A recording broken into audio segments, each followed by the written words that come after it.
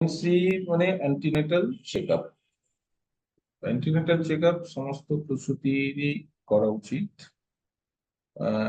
Antenatal check আপে আমরা প্রসূতি মায়ের শারীরিক অবস্থাটা দেখি কেমন আছে, এবং তার যার মধ্যে যে বাচ্চাটা বড় হচ্ছে সে কেমন আছে, এটা আমরা একটা নিয়মিত সময়ের ব্যবধানে দেখতে থাকি, যাতে মায়ের স্বাস্থ্যের বা তার ভেতরে থাকা বাচ্চার স্বাস্থ্যের কোনো রকম সমস্যা যদি হয় সেটা আগে থেকে ধরা পড়ে যায়।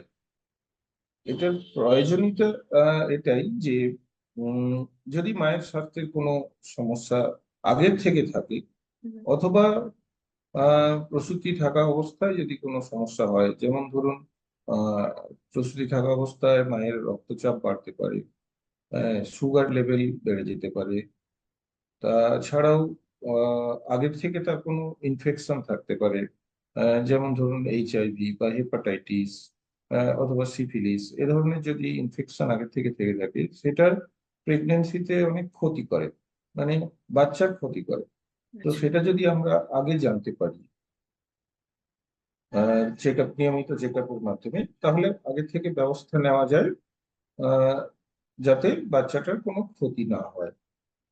এবং মাকে এমন ভাবে আমরা তৈরি করতে থাকি এই সময়ের মধ্যে, যাতে করে তার ডেলিভারির সময় কোনো কমপ্লিকেশন না হয়, সেটা যতটা সম্ভব চেষ্টা করি।